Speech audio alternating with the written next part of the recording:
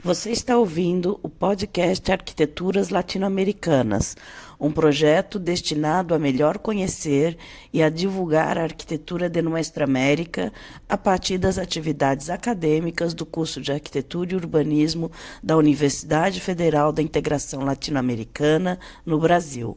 Aproveitem!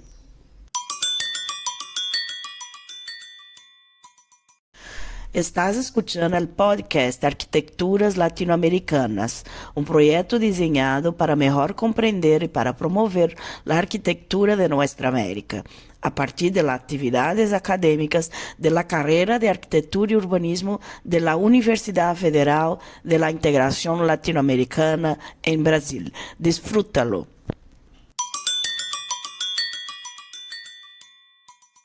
No episódio de hoje, vamos conversar com Francisco Espinosa, arquiteto do México e professor da Universidade Nacional Autônoma do México, cuja obra se caracteriza principalmente pelos seus trabalhos desenvolvidos com povos originários e sua vivência na docência.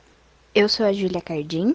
E eu sou a Juscelia Andrade, juntamente a nossa colega Nicole Medina, que nos auxilia com eventuais traduções durante a nossa conversa.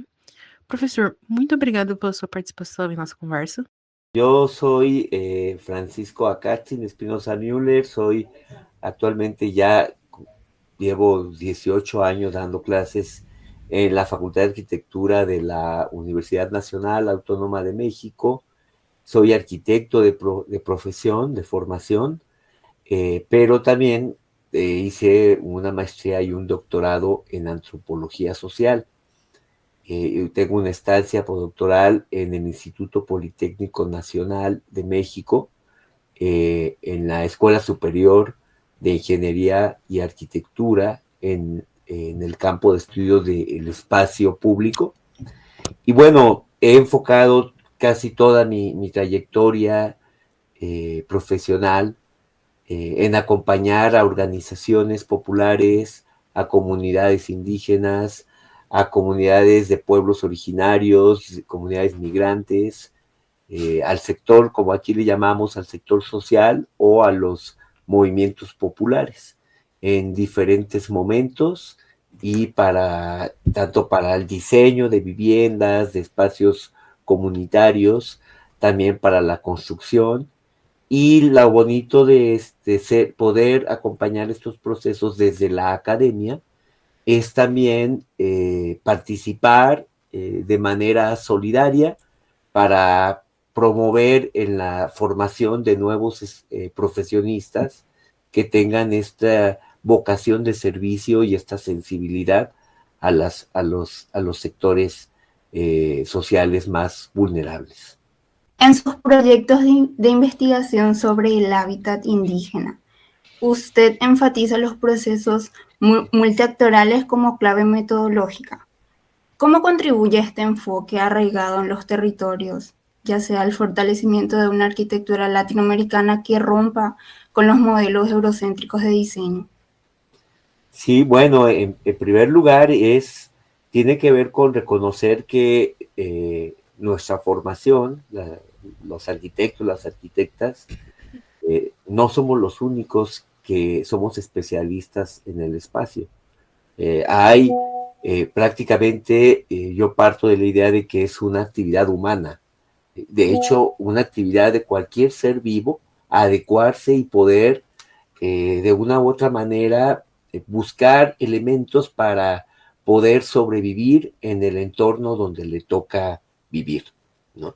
La cualidad que tenemos los seres humanos es de que somos tan adaptables que prácticamente hemos poblado todo el mundo y podemos vivir en zonas tan frías como en zonas tan calurosas, en desiertos, en montañas, y hemos aprendido entonces a poder acondicionar ese entorno para poder construir, ¿no? Para poder generar las condiciones que nos permitan habitar en un lugar, cualquiera que este sea. Entonces, el mover, el tener esta posibilidad, nos hace, esta cualidad es una cualidad humana que hemos aprendido a trabajar con los materiales que tenemos a la mano, la madera, la piedra, la tierra, etcétera, ¿no? Entonces, desde este sentido, la arquitectura no es una actividad exclusiva de los arquitectos, ¿no? El poder transformar el espacio, el poder construir un lugar donde vivir, es algo que nos ha permitido evolucionar como especie, aunque no somos la única especie que lo hace, ¿no? Entonces eso nos lleva a que hemos construido formas propias para poder habitar en los entornos donde nos ha correspondido habitar, ¿no? Entonces, de entrada es una situación que no nos compete exclusivamente a los arquitectos y que no proviene de los países más o que se autodefinen más desarrollados que otros países. Es, digamos, una cuestión vital, humana y muy propia y auténtica de cada lugar, de cada grupo humano, que va desarrollando sus propias tecnologías para poder pues adecuar los espacios que requiere. Entonces, ¿cómo podemos romper con estos modelos eurocéntricos? Reconocer que una es la arquitectura moderna, promovida por ciertos sectores económicos que se han asentado en ciertos países, y que otro es de que tenemos también tecnologías propias que se han construido o que devienen de épocas milenarias y que muchas veces los arquitectos desconocemos o no nos forman con la mirada, con la visión de poder reconocer esas otras espacialidades, esas otras formas de construir y de habitar, ¿no? En la publicación La casa y el territorio en contextos indígenas, usted discute cómo la vivienda indígena se organiza a partir del territorio y no únicamente del lote. ¿De qué manera esta concepción territorial puede inspirar una arquitectura latinoamericana más sensible a las cosmovisiones locales y a los modos de vida ancestrales? Qué bonita pregunta. La verdad, me gustaron mucho las preguntas, son muy bellas, muy bonitas, muy profundas, ayudan, creo que a poder discutir de manera muy profunda la noción de habitar, ¿no? La arquitectura convencional, digamos, la arquitectura incluso clasista, la arquitectura estetista, o sea, sustentada solamente por sus cualidades estéticas, ¿no? Creo que ha perdido la noción de que el ser humano habita en donde esté. O sea, habitamos un árbol, habitamos una montaña, habitamos una calle, habitamos una azotea, habitamos un medio de transporte y de pronto el espacio arquitectónico se vuelve uno de esos referentes de un territorio que vivimos de una manera mucho más amplia. O sea, el territorio no solamente es la casa donde vivo, ¿no? El territorio o el habitar no solamente se constriñe a morar en el lugar en donde podemos dormir, podemos comer, hacer nuestras necesidades, sino que es una noción mucho más amplia, ¿no? Incluso la significación que le damos a los elementos que existen en nuestro territorio.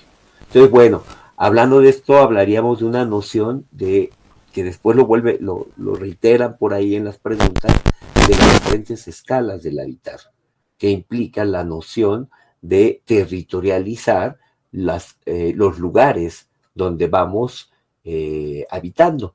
Y lo más bonito y hermoso de esta noción es que nunca habitamos de manera aislada, siempre habitamos con el otro, con la otra, con las otredades que comparten los mismos territorios. Entonces, de ahí creo que hablar de la noción de territorio que podemos descubrir que nuestras comunidades originarias tienen todavía, digamos, vivas, vitales, ¿sí? Es que no viven tampoco en, digamos, las casas de la comunidad o la comunidad indígena a la cual podemos hacer referencia, sino que compartimos territorios comunes. Las grandes ciudades, en el caso de la Ciudad de México es paradójica, porque fue una ciudad fundada por el último grupo indígena que llegó a la cuenca de lo que ahora conocemos Ciudad de México. Ni siquiera se llamaba México. No son los mexicas los que lo nombran así. Y al momento de ser o de volvernos un Estado-nación, el país adquiere el nombre de un solo grupo, el pueblo mexica. Pero no es el único grupo, ¿no? Y fue el último grupo que llegó a este territorio. Entonces la noción de territorio nos lleva justamente a hablar de una serie de arquitecturas, ¿sí?, que van compartiendo y que van conviviendo entre sí, ¿no? La ciudad, en lo que ahora conocemos como Ciudad de México, había muchísimos otros grupos, los Xochimilcas, los Texcoco, Azcapotzalco, esos nombres aún siguen siendo vivos hoy día. Muchos de sus pobladores originales ya no están, y otros territorios han tenido una dinámica de arribar a otros grupos que no necesariamente son de México, ¿no?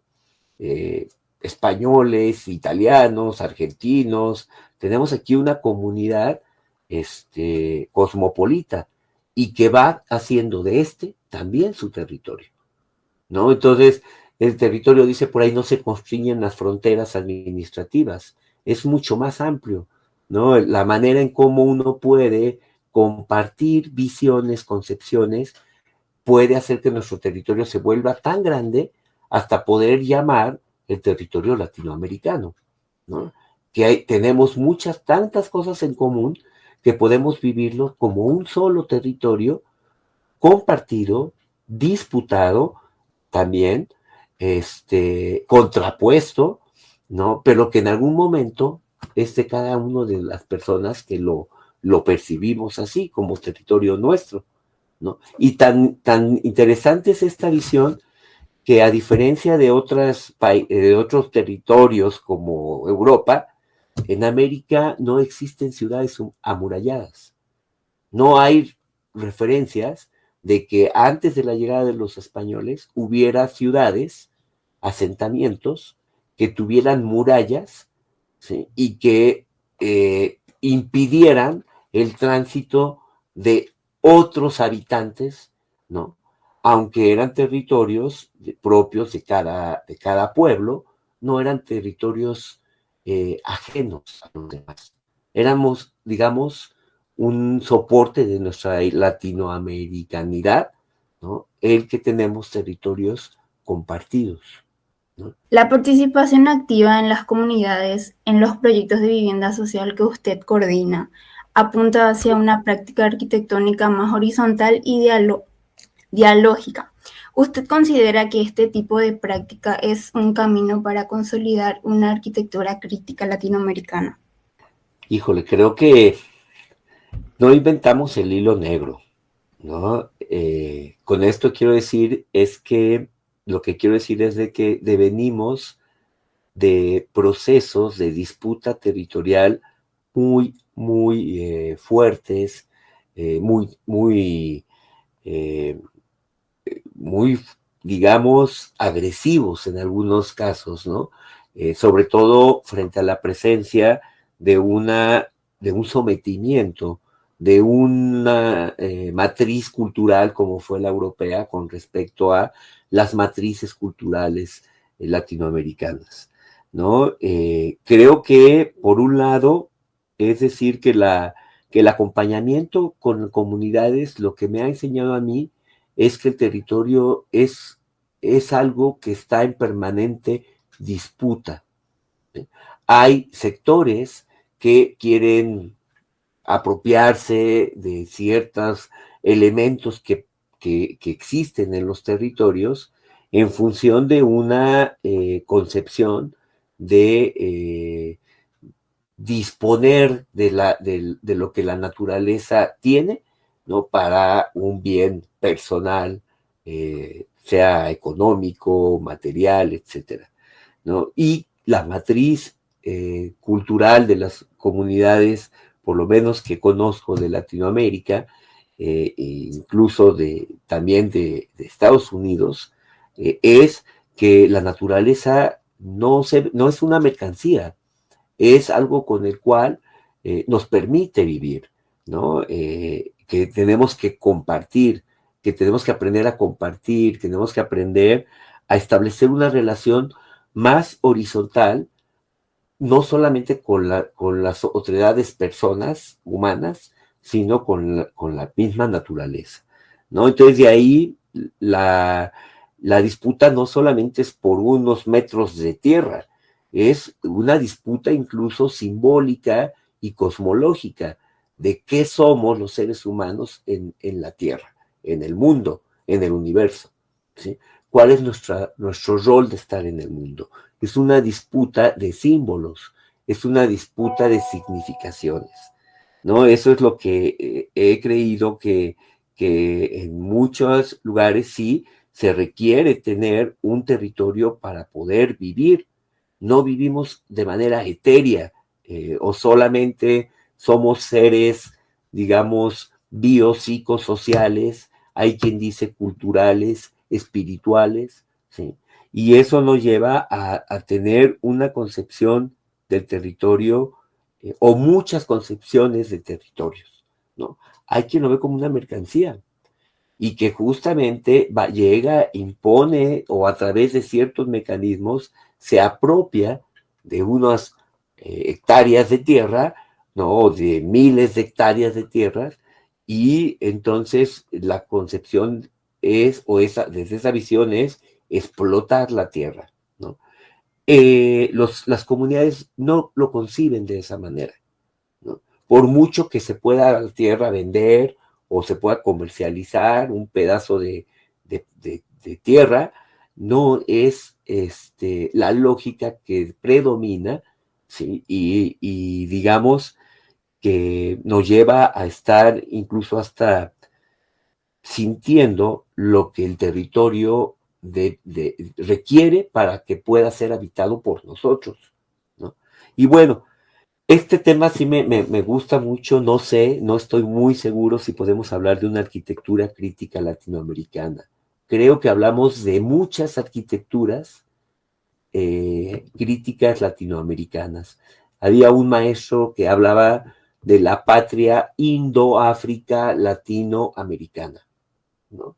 O sea, una noción mucho más amplia, porque de pronto, ¿qué tan latinos somos y qué tan americanos somos cuando vivimos en un territorio que ha asumido un nombre en función del europeo que la descubrió, ¿no?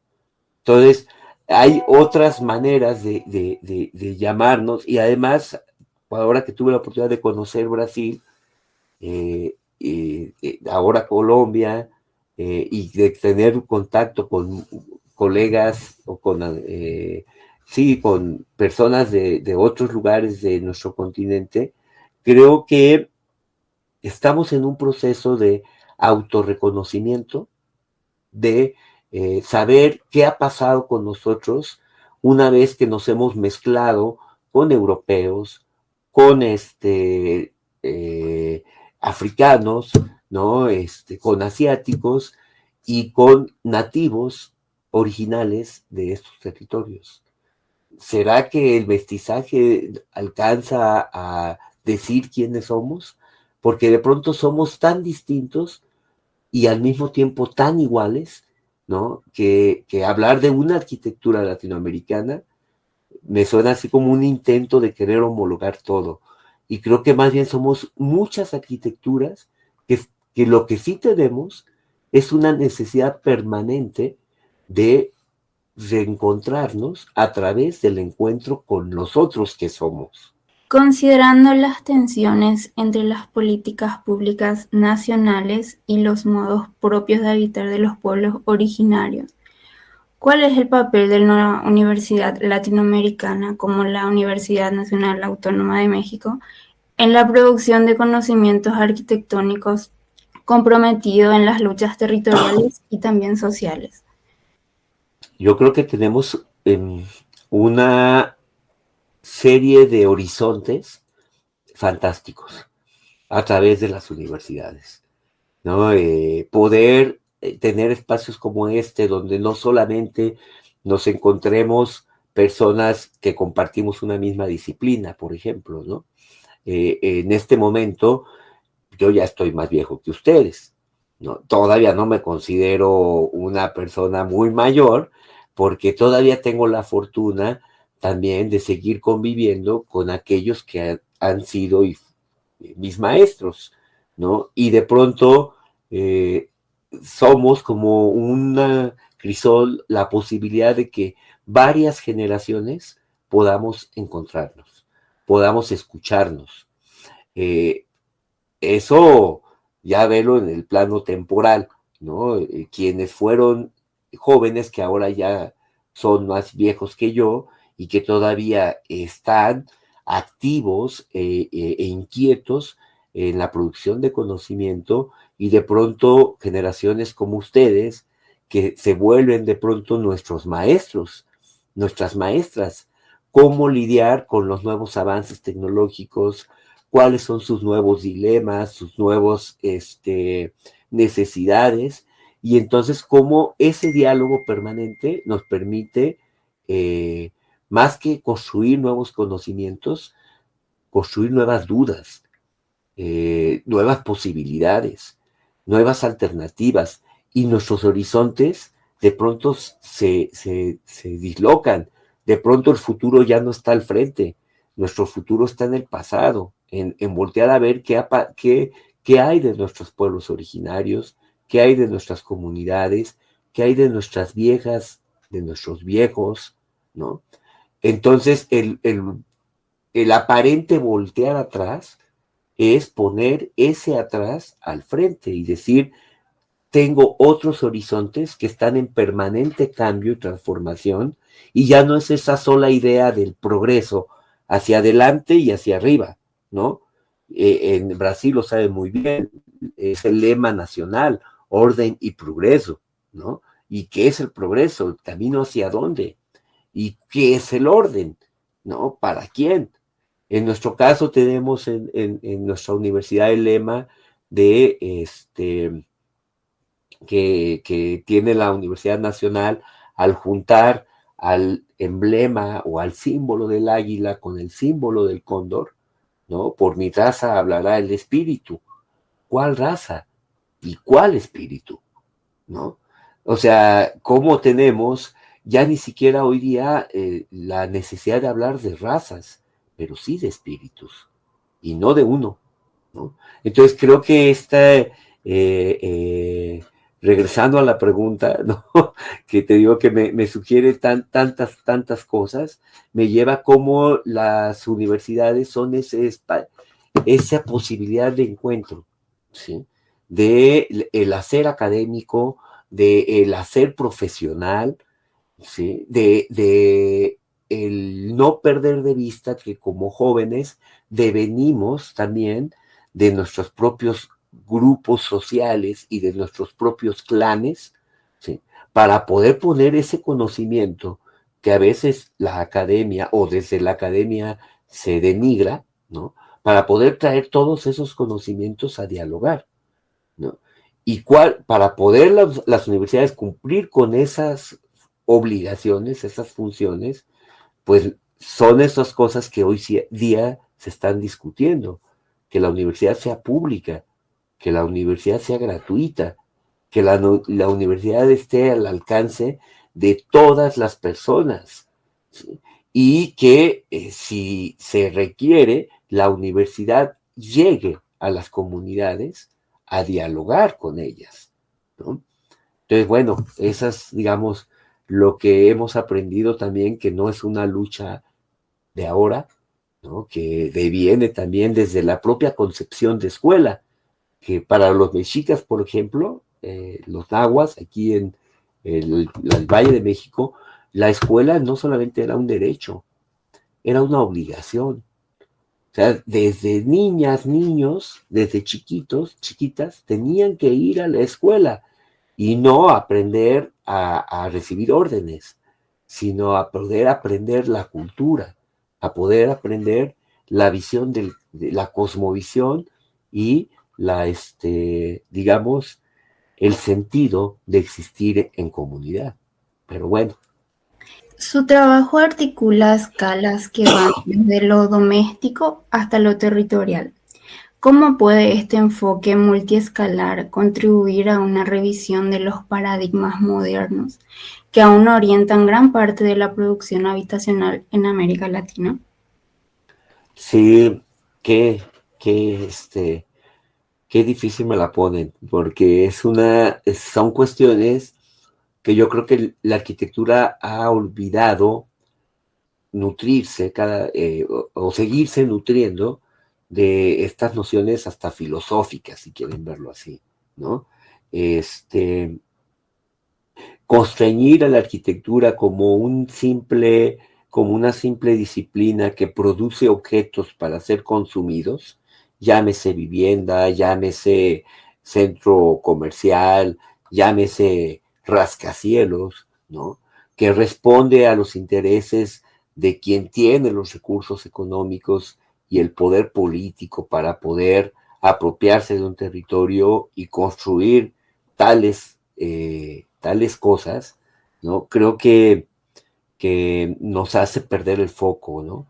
Cuando los arquitectos se nos enseña en las universidades a lidiar con clientes, creo que nos lleva a un plano tan inhumano, ¿no? De poder decir, bueno, ¿a quién o qué sentido le doy a mis capacidades creativas, ¿no? O a lo que yo supongo, ¿no? Que son los criterios de diseño y de estética que debo de legar a la humanidad, ¿no?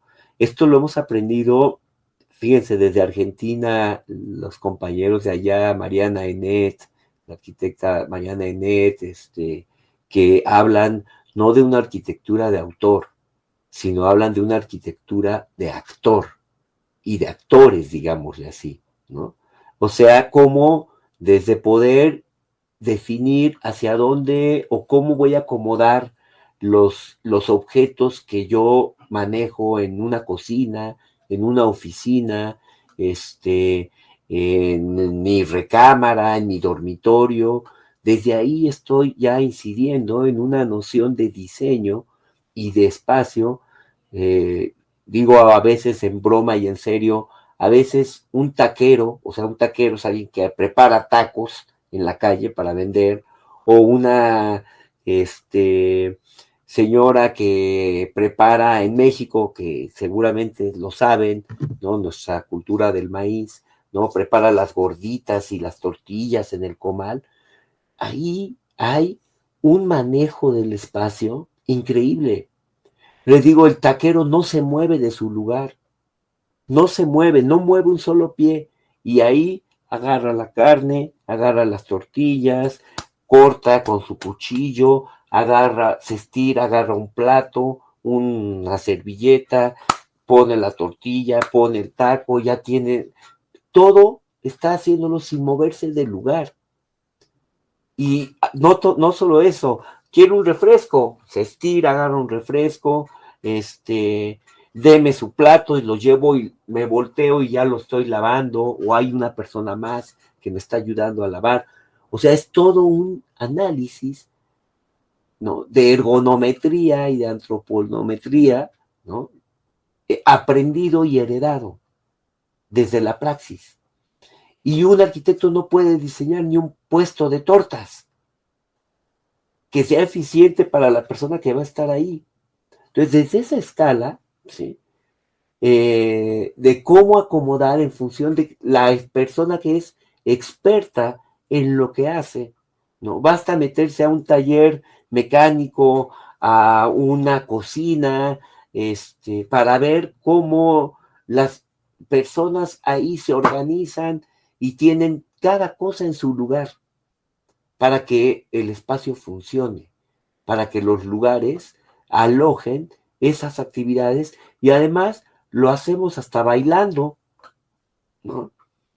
Entonces, esas escalas, ¿no? De poder entender cómo las actividades van formando los objetos, ¿no? La relación de nosotros con los objetos, de nosotros con nosotros y nosotras y los objetos, y de pronto hacia dónde hay que poner la ventana, ¿no? Hacia dónde hay que tirar la basura, o eso que está ahí es basura, o nos puede servir para otra cosa, ¿no? Entonces, había un alumno que tuvimos aquí que me encantaba, ahora ya no solo es arquitecto, ahora es tejedor, ¿no? Es de un pueblo también aquí de la Ciudad de México, es Momoshka, y él descubrió por ahí un librito tan bello y a él le hizo tanto sentido. Decía, nuestro primer territorio es nuestro cuerpo, luego tenemos nuestra primera piel, ¿no? Y nuestra segunda piel, que es nuestra vestimenta. Y nuestra casa, nuestro hogar, es nuestra tercera piel. Y así podemos ir ampliando hasta llegar al universo, que se mueve una piel infinita, ¿no? Como la proximidad que tenemos o que podemos construir con nuestros vecinos, ¿no? De pronto no solo es mi casa, mi territorio, sino también mi calle, mi plaza. Entonces vamos generando diferentes escalas, ¿no? Hasta llegar a mi patria, a mi continente, a mi mundo, a mi universo, ¿no? Entonces por ahí creo que podríamos seguir divagando y poder darle a la arquitectura un sentido mucho más amplio, ¿no? De más allá de unas cuatro paredes con vanos, ¿no? Y con un tipo de acabado que de pronto ya escapa a nuestra decisión incluso. En su trabajo con comunidades indígenas, ¿qué estrategias adopta en su proceso creativo para escuchar y traducir las necesidades y saberes de las personas en soluciones arquitectónicas coherentes con su modo de vida? Esa es la pregunta más difícil que me han hecho en mi vida, yo creo. Yo creo que no hay recetas. Lo primero es tener la disposición de escuchar, ¿no? Estar dispuesto a escuchar, dispuesto a ver, ¿no? Dispuesto a sentir. No solamente es que yo llegue o que yo me ponga ahí como doctor esperando a su paciente que le va a llegar y le va a hablar de su mal, ¿no? Para que yo pueda de pronto poner toda mi creatividad en juego y decir, usted lo que necesita es esto, ¿no? Yo creo que es un descolocar cómo ejercemos nuestra profesión, ¿no? En algunos momentos aquí en México se ha hablado de asesores técnicos. Hoy nosotros, y hablo en plural, hemos planteado más bien la noción de acompañantes, ¿no? De acompañantes que sí nos pone en una relación que ya se ha hablado antes, más dialógica, más horizontal, y entonces la disposición a escuchar, ¿no? Tiene que ver con la disposición a entender que no es uno el que, digamos, el experto, ¿sí? Que es un intercambio, un diálogo, ¿sí? De expertices. Nos pasó con una comunidad, o con varias comunidades nos ha pasado, pues, que de pronto nos dicen, bueno, a ver, queremos un taller de costura. Ah, bueno, pues vamos a dibujar lo que entendemos por un taller de costura. Pero, ¿cómo lo dibujo? No para que lo entienda yo. Lo tendría que entender yo primero, pero para poderlo explicar. A ver, ¿es esto lo que estás necesitando? En algún momento me acuerdo que un colega sacó sus plumines, porque pues, en comunidades no hay luz, no hay posibilidad de llevar una computadora, hacer un render, no, a manita, no, a mano. Traigo un papel y tengo ahí unos lapicitos y afortunadamente alguien llevaba unos colores y de pronto dibujó el techo, ¿no? Con teja, que es este material que se hace como rojizo, de tierra rojiza, horneado, ¿no? Y un rodapié de piedra, ¿no? De río, y de pronto la persona decía, lo entiendo, pero yo te pregunto, ¿de dónde vamos a sacar la teja roja? Aquí no tenemos teja roja. Ah, caray. Me tengo que aprender a comunicar para poder dar a entender una idea, ¿sí? Y esa idea tengo que dialogarla para ver si es la adecuada, ¿no? La primera vez que llegamos con una comunidad de indígenas urbanos fue con departamentos, una propuesta de departamentos. Oye, pero nosotros no queremos departamentos. ¿Cómo va a vivir alguien encima de otra persona? No, queremos casas. Oye, pero es que el programa no te permite hacer casas. Bueno, primero déjame entender lo que yo quiero, lo que yo necesito. ¿Cómo sería el espacio que yo necesito? Ayúdame a dibujarlo. Ah, ok. Me vuelvo un intérprete, un traductor. Habilito mi mano que sabe dibujar para que la persona pueda ayudarme a plasmar su idea, ¿sí? Y de pronto, eso no queremos. Entonces tengo que deshacer la idea, ¿no? Y poder entenderla con otra lógica. Hay muchos recursos, mira, hay muchas herramientas que hemos aprendido que hacen en otros lugares y que de pronto nosotros no sabíamos que eso existía, como la maqueta 1 a 1, ¿no? O sea, dibujar en el piso con gises o con cinta la totalidad del espacio e ir identificando dónde hay una ventana, dónde hay una puerta, qué espacio va con cuál. Y entonces la maqueta 1 a 1 o la maqueta a escala, ¿no? Que la persona puede ver y puede ahora sí preguntarme y decirme, yo no quiero eso ahí, lo quiero acá. A ver, vamos a hacer con unos cubitos que tú me puedas decir cómo tiene que ir organizado el espacio. Entonces, como codiseño, ¿sí? Que esa yo creo que es las maneras de cómo poder acompañar estos procesos, cómo codiseñar, cómo incluso coaprender, porque yo puedo hacerlo de una manera que funciona en esta comunidad y no necesariamente va a funcionar en la otra, ¿sí? Entonces, creo que es como disponer de una caja de herramientas que no están terminadas, que no están acabadas, pero que yo puedo explorar conjuntamente con la persona que va a habitar ahí, ¿no? Pero bueno, creo que ya ahí hay como que una variable muy amplia de cómo poder generar ya de manera práctica, pues, este tipo de proceso dialógico, porque está muy bonito en el rollo, ¿no? Pero ¿cómo se da en la vida real? Acompañando a la gente en la vida real. Nosotros con algunas comunidades nos decían, oye, teníamos a tal hora la cita para vernos, pero no vamos a poder, porque vamos a ir a hacer una manifestación con tal autoridad. Pues vamos con ustedes, pues los acompañamos y vamos viendo cómo es la dinámica, ¿no? Al momento de caminar llegábamos con nuestras maquetas y las maquetas terminaban siendo la casa de muñecas de las niñas que iban acompañando la manifestación. Entonces, ya no es la maqueta para lo que me sirvió que yo pensé, es la maqueta que voy viendo cómo los niños hacen un lugar con ese lugar a escala que yo llevaba. ¿Sí? Entonces, disponernos a escuchar implica disponernos a acompañar. ¿Podría compartir un ejemplo en el que el proceso de concepción de un proyecto fue transformado radicalmente a partir del diálogo con la comunidad? ¿Y cómo afectó esto su manera de proyectar? Uy, tengo un chorro de ejemplos. Pensaba cuando leía la pregunta hace rato, justamente con esta noción de llegar con departamentos, ¿no? Y de pronto la gente nos dijo, no, no, no, es que nosotros somos una comunidad y una comunidad que quiere seguir conservando esta horizontalidad en donde todos seamos iguales. Ok, vamos a hacer viviendas iguales.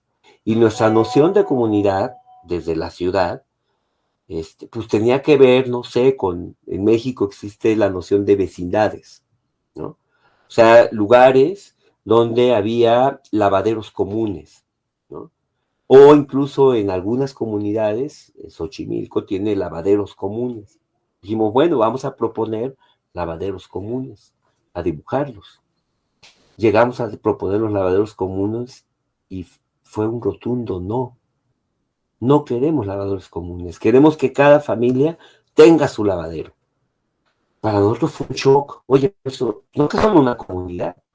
Sale más económico, se distribuye mejor el espacio, es más eficiente tener el área húmeda concentrada en un lugar. Sí, pero no queremos. Y la cosa no era convencerlos, la cosa es, bueno, ¿y por qué no quieren? Cuando nos dimos cuenta, era una comunidad que llevaba 20 años viviendo en casas de cartón y no tenían servicio de agua, tenían 2 lavaderos para 80 familias. La expectativa de la comunidad era, nos llevamos 20 años para que nos pongan ahora concentrados los lavaderos y nos sigamos peleando para ver quién lava dónde. Queremos que cada familia tenga su lavadero. Eso fue un choque para quienes acompañamos ese proyecto. Pero al mismo tiempo dijimos, es que tienen razón. O sea, tienen que tener cada quien su lavadero. Oigan, y si hacemos un lavadero y con un muro bajo para que puedan platicar las vecinas, voltearon y nos dijeron, ¿y qué les hace creer a ustedes que queremos platicar cuando lavamos los calzones? No, no queremos eso tampoco. Entonces fue una serie, ¿sí?, de propuestas, rechazos, hasta poder decir, bueno, ahí está, así es como lo quieren. Ahora el tema es cómo se va a construir, cómo se va a gestionar el recurso, porque no va a alcanzar el recurso. Ustedes no se preocupen de eso, eso lo solucionamos nosotros. Nosotros queremos vivir así, pues nosotros lo vamos a construir. Entonces fue ahora la cuestión de que el arquitecto no solamente propone, diseña y ya, establece o identifica si las comunidades están en condiciones y posibilidades, ¿no? Y entonces uno termina siendo un absoluto ignorante. No sabemos cómo organizar a la gente para que eso se pueda construir. Y al final se pudo construir. Entonces, bueno, ese es por decir uno, ¿no? Otros ejemplos justamente tienen que ver con confiar en que las personas son capaces de organizarse. En alguna ocasión con una organización popular muy importante aquí en México, con la cual aprendimos mucho, el Frente, en ese momento se llamaba Frente Popular Francisco Villa Independiente, hoy es la Organización Popular Francisco Villa de Izquierda Independiente, algo así, la OPSI. Ellos ya tenían sus viviendas, lo que querían eran espacios comunes. Ya estaban los espacios comunes, pero estaban baldíos. Nos pidieron entonces el acompañamiento para poder construirlos. Ya estaban los diseños. A ver, que tenemos este diseño de esta plaza que va a ir dirigida a niñas y niños. Es la plaza infantil. Ok. Cuando la vimos dijimos, oye, tu plaza tiene un error. Tu plaza tiene una circulación vehicular por todos los lados. Para que el niño pueda llegar a la plaza tiene que cruzar la calle y la calle tiene coches. ¿Qué pasa si cambiamos el esquema espacial, movemos la plaza, limitamos el acceso vehicular y generamos un estacionamiento en vez de un circuito? A ver, dibújenlo. Bueno, está muy bien la idea. ¿Cuál es el problema? Lo tienen que exponer mañana en la asamblea. 300 familias. Para que la familia pueda ver si está de acuerdo en cambiar la propuesta y construirla de esa otra manera.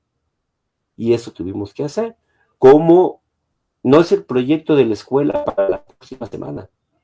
Es cómo lo explico a la comunidad, a 300 familias, a 300 personas, donde hay niños, niñas, personas mayores, ¿sí? Para que puedan entender la idea y convencerlas de que esta propuesta es mejor que lo que tienen. ¿Cómo lo hacemos? A través de dibujitos, croquis a mano, le metemos color, una foto, agarramos la foto, sobre la foto hacemos el dibujo, se vería así. ¿Sí? Al final, la gente aceptó la propuesta. Dijo, bueno, pero ahora díganos cuántos metros cuadrados representa ese cambio. Si representa en pesos, cuánta economía se va a tener que invertir ahí. Y resultó que era hasta más barato. Entonces, bueno, el proceso sí de aprendizaje, cómo, más que convencer, cómo dialogar, cómo al final de cuentas, sí, el diálogo con las personas te lleva a activar otro tipo de recursos creativos para poder tomar decisiones. Si las personas tú le das los elementos, creo yo, para que puedan tomar la mejor decisión, las personas van a tomar la mejor decisión. En su práctica con pueblos originarios, ¿utiliza usted herramientas o representaciones distintas a las convencionales para comunicar ideas de proyectos? ¿Y cómo contribuye estas herramientas a una arquitectura más accesible y compartida? Sí, quiero mejor matizar, ahí recuerdo una vez, para hacer esa plaza, uno de los dilemas fueron los juegos infantiles. Y fue un dilema porque la comunidad no quería los juegos estos prefabricados, ¿no? Entonces, bueno, pues sí, no tiene la menor ciencia, o sea, voy y busco el catálogo y ponemos los juegos, ¿no? Entonces les pedimos a un grupo de estudiantes que pudieran diseñar juegos con materiales reciclados. Entonces no faltaron quienes propusieron con llantas hacer un tipo de juego, ¿no? O incluso retomando juegos populares, ¿no? Aquí en México tenemos el avioncito, o sea, varios juegos así que teníamos que ver cómo poníamos el reto a los estudiantes de que pudieran proponer estos juegos a través de maquetas, a través de modelos, ¿sí? En donde la gente los pudiera ver y se pudieran poner en discusión, ¿no? ¿Cuál juego era preferido? ¿Para qué tipos de edad? Al final no hubo un solo juego que se compró. Todos se autoprodujeron ahí, ¿no? Entonces creo que eso también nos lleva a cómo el simple hecho de pensar en la escala de los niños para una actividad de jugar de manera individual o colectiva, ya lleva un problema arquitectónico, sobre todo cuando suponemos de qué se va a hacer, de qué se podría construir, y que además sea económico, y que además dure, ¿no? No es lo mismo, bueno, la noción de juego, ¿no? Llevarla más a la dinámica vivencial que al objeto mismo. O sea, de pronto fueron retos que se discutieron y había quien decía, bueno, si lo importante es el juego, con una explanada ya la hicimos, ¿no? O con una serie de elementos ahí arquitectónicos, estamos no definiendo el juego, sino dando la posibilidad de que las niñeces lo pongan como quieran, ¿no? Y al final así se diseñaron algunos juegos y se diseñó un montículo que pudiera servir incluso con cierta isóptica para tener actividades infantiles focalizadas, como un cuentacuentos o algo así, pero también podía servir como resbaladilla, o los chamacos se avientan ahí, ya ahora que está construido, pues ha tenido diferentes usos que ni nos imaginamos. Un simple montículo. En una reunión marcada por la diversidad cultural, ¿Cómo comprende usted el desafío de construir una arquitectura latinoamericana que represente esta pluralidad sin caer en estereotipos ni romantizaciones? Ahí está el dilema. Desde romantizar a la comunidad, ¿no? Creo que pensar que siempre que llega uno a trabajar en un territorio, hay muchas comunidades que están ahí inmersas, ¿no? Y que a veces hasta contrapuestas, ¿no? A veces hasta antagónicas, a veces hasta con concepciones muy distintas, con necesidades muy, muy distintas, ¿no? Entonces creo que si algo, y un poco recuperando lo que se hablaba desde el principio, construir una arquitectura latinoamericana sería algo no solamente muy ambicioso, sino yo diría que hasta estéril, ¿no? Tenemos que hablar de las arquitecturas latinoamericanas, ¿no? Y de las formas de trabajo con comunidades. Hay muchas experiencias. A veces lo que nos limita es el poder realmente sistematizar la gran cantidad de experiencias que existen en nuestros territorios. Si pudiéramos hablar de una arquitectura latinoamericana, tendríamos necesariamente que hablar de una perspectiva ruptura, ¿no? Con respecto a las formas convencionales de la arquitectura colonializada, ¿no? Es decir, hablar de que no basta con saber quién fue Mies van der Rohe, quién fue Gropius, o ahora que anduve por Colombia, ¿no? Saldarriaga, o quiénes son los arquitectos latinoamericanos o las arquitectas latinoamericanas, ¿no? Creo que tiene que ver con cuáles son nuestras formas de habitar, cuáles son nuestras territorialidades, nuestros habitares, cómo son nuestros habitares, para poder hablar de una arquitectura que desde Latinoamérica sí está apelando a una noción más humana, no mercantilizada del habitar, ¿no? Creo que Latinoamérica ha sido ruptura en eso, ¿no? No he tenido la fortuna de conocer a África, pero ustedes allá en la UNILA tienen excelentes profesores que han establecido un diálogo impresionante con África, y por eso la noción de arquitecturas del sur es muy poderosa, ¿no? El problema es dónde está el sur. Para nosotros pareciera que el sur está del río Bravo, que está al norte, para abajo, ¿no? Pero de pronto también hemos encontrado que en estos países altamente capitalizados, muy individualizados también, tristemente, también hay experiencias colectivas y comunitarias. Entonces yo creo que hablar de las arquitecturas, de la arquitectura latinoamericana, tendríamos que ponernos como una experiencia más que tiene que ver con la dignificación de la humanidad frente al mundo en el que vive. Tiene que ver con no ver al mundo con estos ojos de depredación, ¿no? Y creo que ahí sí podemos hablar de que las arquitecturas latinoamericanas tenemos todavía la posibilidad de seguir construyéndonos, construyendo nuestras epistemologías, construyendo nuestras maneras de seguir reconociendo el dinamismo en el que nuestras comunidades se adaptan y sobreviven, ¿no? Frente a estas condiciones tan adversas. ¿Qué tienen en común nuestras arquitecturas en Latinoamérica bajo esta noción, no romantizada, de seguir disputando esa hegemonía que la arquitectura mercantilizada tiene, ¿no? De colocar otras maneras mucho más diversas y mucho más eficientes de entender incluso nociones tan manoseadas por el capital como es la sustentabilidad.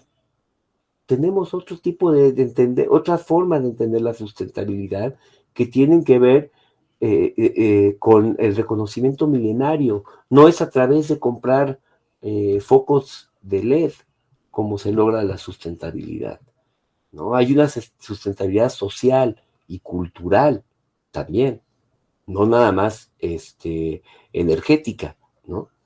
Entonces, ¿qué tienen o cómo podemos visualizar esta arquitectura latinoamericana? Una arquitectura problematizadora de nuestras desigualdades, ¿no? Y de nuestras condiciones adversas de subordinación de nuestros propios dirigentes muchas veces, ¿no? La era colonial se fue, pero el pensamiento colonizado persiste todavía en muchas de nuestras sociedades, ¿no? Entonces, si algo tiene esa arquitectura crítica latinoamericana, es que sigue siendo una arquitectura problematizadora y que el mismo feminismo latinoamericano también creo que es muy diferente al feminismo europeo, por ejemplo, o estadounidense, ¿no? La mujer o los cuidados desde esta óptica como un bien común, no mercantilizable. No es a quién le pago para que me cuide, es cómo se cuida la comunidad, ¿no? Eso lo aprendimos nosotros en el diálogo con unos colegas de África, ¿no? Para cuidar a un niño hace falta una comunidad, no es propiedad de nadie, ¿no? Es propiedad de todos, en el sentido de colectivo, ¿no? Pero bueno, ahí creo que tenemos todavía muchos retos para no ponernos una camisa de 11 varas y de pronto decir, esta es la arquitectura latinoamericana, ¿no? ¿Qué caminos vislumbra para que los planes de estudio de las escuelas de arquitectura en América Latina incorporen los saberes indígenas como parte constructiva de una formación crítica, situada y decolonial? Fíjate, justamente ahí estamos ya construyendo y visualizando las respuestas, ¿no? Uh-huh. Lo primero es que sea situada la cosa, o sea, ¿cómo podemos en un plan de estudios? Simplemente creo que hay algo que es fundamental en los planes de estudios, hoy día en la UNAM lo estamos discutiendo, la posibilidad de la práctica del futuro profesionista, de la futuro profesionista, ¿no? La posibilidad de que la persona que llega a estudiar arquitectura pueda conocer en vivo y a todo color las experiencias de nuestras comunidades y de nuestros grupos organizados. O sea, es decir, que se impartan más materias prácticas que teóricas, que puedan generarse estos espacios de encuentro entre lo que se discute o se aprende en el aula, en las cuatro paredes de un aula, y lo que construye y lucha día a día una comunidad o un grupo social en sus colonias, en sus barrios, en sus comunidades. O sea, en los planes de estudios tiene que darse mayor fortaleza a, uno, las actividades prácticas y vinculativas con las experiencias de los grupos sociales e incluso con las experiencias académicas de otras universidades, como la que se hace en UNILA, por ejemplo, ¿no? Que es impresionantemente maravilloso, ¿no? Pero que también de pronto vemos que en Buenos Aires, la UBA, la Universidad de La Plata, la Universidad en México, hay otras universidades que hacen trabajo en territorio, en campo, ¿no? En Fundasal, en El Salvador, en Centroamérica, o sea, que los planes de estudio tengan dentro de su currícula estos espacios de encuentro y en donde los estudiantes puedan ir a proponer cosas reales a una comunidad, no en hacerlas en el papel y en la fantasía, ¿no? Eso tiene que estar incorporado en los planes de estudio. Por eso llamarle situado tiene que ver con que sea una respuesta, una solución para un lugar en específico, para un grupo social en particular. que no será la misma solución para otros grupos o para otros lugares, ¿no? Eso tiene que ver con la creatividad. ¿Cómo puedes promover la creatividad si no partes de un problema real? ¿No?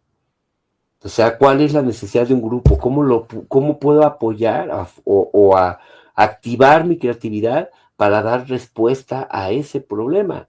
¿No? O por lo menos para generar alternativas, ya no soluciones, ¿no? Entonces creo que eso también tiene que quedar muy claro en la conformación de los planes de estudio, más allá de los contenidos, pues, o sea, de pronto decía un colega en la Facultad de Arquitectura que se dedicaba, bueno, colega, quiero decirle con mucho cariño y respeto, al encargado de lavar los baños en la universidad, que decía, ¿para qué quieren los estudiantes tantas materias? Sus cabezotas no se les van a hacer más grandes. Lo que necesitan es ponerlo en la práctica, ¿no? Y tan sabio era este señor, ¿no? Nacido en uno de los barrios populares más emblemáticos de la Ciudad de México, en Tepito, ¿no? Y que decía, yo aprendo aquí de los estudiantes y llevo a mi casa y doy soluciones para mi casa y para mi vecino, y cómo podemos vivir mejor en el barrio de Tepito, ¿no? Entonces, yo vuelvo a los planes de estudios para poder realmente fortalecer esta noción, esta formación crítica, situada y decolonial, pues tenemos que hacerla más orientada a la praxis, ¿no? Y al diálogo y al encuentro, que al aprender de memoria fechas, acontecimientos y estilos arquitectónicos. ¿Considera usted que existe una identidad arquitectónica latinoamericana? ¿Por qué? ¿Y cuáles elementos considera fundamentales para reconocerla como tal? Pues yo más bien quiero que Julia y Jusiel me digan si parte de lo que he dicho les ayuda a ellas e incluso a ti, Nicole, a poder visualizar una arquitectura latinoamericana. Yo creo que ese problema me lo voy a llevar al diálogo con mis estudiantes en la UNAM, ¿no? Porque de pronto nos han hecho creer que si tiene forma de pirámide, ¿no? Y maneja o retoma la concepción del talud y el tablero, es neoprehispánica, ¿no? Bueno, nosotros porque acá tenemos un chorro de pirámides, ¿no? Que tienen esa forma, ¿no? Del juego del talud y el tablero. Entonces hay que reciclar el pasado, sacarlo de contexto, tomarlo así como de manera muy simple y sencilla la parte estética, ¿no? O incluso formal, y ya tenemos a la arquitectura neolatinoamericana, pero resulta que es solo de algunas partes de México, no en todos lados hubo pirámides, ¿no? O de pronto, es decir, no son los valores estéticos lo que va a hacer a la arquitectura latinoamericana ser la arquitectura latinoamericana, ¿no? ¿Qué vamos a hacer? No sé, estoy pensando en el sur de América, ¿no? ¿Cuáles son esos referentes que podemos tener desde nuestros ancestros, ¿no? Para poder decir, retomo esto y entonces genero un hilo conductor, un vaso comunicante con mi pasado, y ya construir la arquitectura latinoamericana, ¿no? O algunos arquitectos, de pronto de otros países que retoman así muy a la ligera estos elementos, este juego del talud, del tablero, esta relación adentro-afuera que se da en muchos de los asentamientos todavía existentes, que muchos de ellos hoy día están en ruinas, ¿no? Entonces, ya con eso hacemos un reciclaje de la arquitectura latinoamericana, pero volvemos al mismo problema, ¿no? Creo que la arquitectura latinoamericana está enseñándole al mundo, o digamos nuestras generaciones de arquitectas y arquitectos y de comunidades y organizaciones le está enseñando al mundo entero que la arquitectura latinoamericana es una arquitectura en permanente transformación, en permanente necesidad de voltearse a ver a sí misma, ¿no? Y de no estar satisfecha con lo que encuentra, sino seguir inquieta en seguir explorando, ¿no? Es decir, una arquitectura viva. No queremos una arquitectura de museo, no queremos una arquitectura que solamente aparezca en las revistas y se diga, esa es el referente de la arquitectura latinoamericana. Lo acabo de ver en el Museo de Saldarriaga, allá en Colombia, como una, un, una banca afuera de una casa, ¿no? Donde las personas la habitan para poder generar a través de un alero, ¿no? Un espacio, un pórtico de convivencia que además se va a pintar de tales colores, es un ejemplo exquisito de la arquitectura latinoamericana porque está habitado y está vivo y está permitiendo que nuestra cultura se socialice y se recree y siga viva. No es un museo, no, lo que queremos. Es como una identidad que se construye y reconstruye constantemente. Y por ejemplo, en relación a los conocimientos ancestrales, voy a dar un ejemplo así, ¿verdad? En Paraguay, que anteriormente se construía con tierra y que con el tema de la revolución industrial y demás cosas, se fue utilizando más el concreto. Todo es concreto. Pero actualmente hay un grupo de paraguayos que están investigando y se está volviendo a implementar esos conocimientos con lo que sería la taipa. Entonces es muy interesante ver que se está de cierta forma utilizando nuevamente o reconstruyendo nuevamente lo que antiguamente, cómo empezó la arquitectura. Y solo quería mencionar eso. En un adobe hay un conocimiento milenario, en un adobe, ¿no? Ahora estamos haciendo nosotros adobes en Milpalta, se llama acá al sur de la Ciudad de México, que debo decir, fíjense, la Ciudad de México, más del 50% de su territorio es rural. O sea, la gran Ciudad de México, donde vivimos 20 millones de personas, ¿no? La mayor parte de su territorio es rural, ¿no? Y en Milpalta es muy fácil recuperar la tierra porque la gente tiene un sentido identitario con respecto a los adobes, aunque efectivamente hay que combatir con esa idea modernista, ¿no? Modernizante, que pretende matar esos conocimientos, ¿no?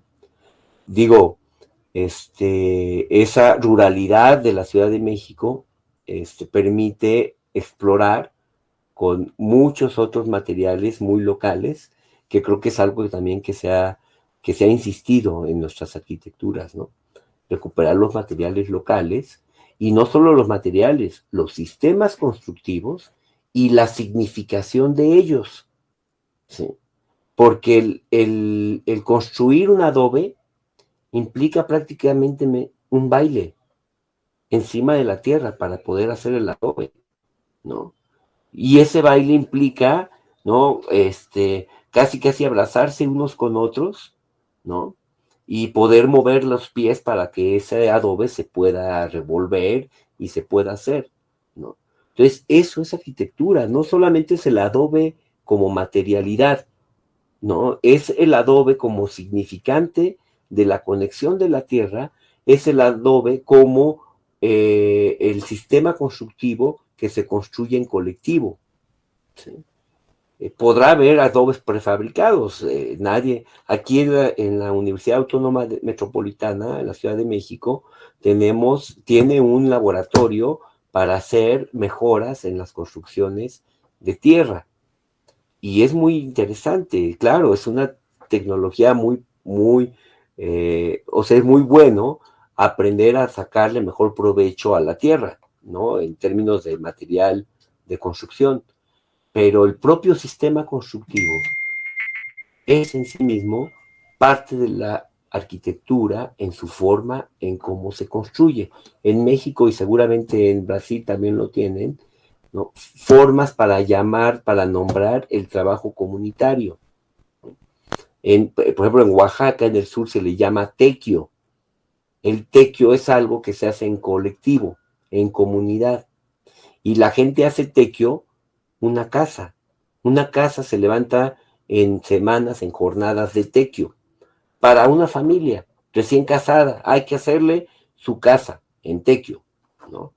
Se organiza la gente y va y construye una casa.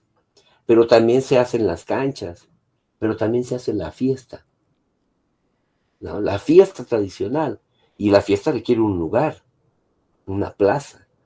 Entonces, ahí está parte del seguir encontrando nuestros referentes identitarios, ¿no? Y creo que algo que tenemos todavía y es muy poderoso y hay que fortalecer es justamente el sentido colectivo y colectivizador de la práctica arquitectónica. Muchas gracias a ustedes. Por supuesto, yo entiendo que siempre es muy rico que inviten a hablar a las personas, por supuesto. No hay nada más delicioso que hablar de uno mismo, ¿no? Y más cuando uno mismo se concibe, en mi caso, ¿no? En parte de ustedes y en otras colectividades. Pero ojalá y cuando ustedes quieran, yo estoy muy dispuesto. Espero tener la oportunidad de volver a ir a Brasil. Bueno, Exacto, y también de recibirlas por acá. sí. Muchas gracias por la entrevista y dedicar parte de su tiempo para responder a nuestras preguntas. Esperamos poder dialogar nuevamente en un Claro futuro que muy sí, próximo. claro que sí. Gracias. Un abrazo, bye bye. Chao. Chao.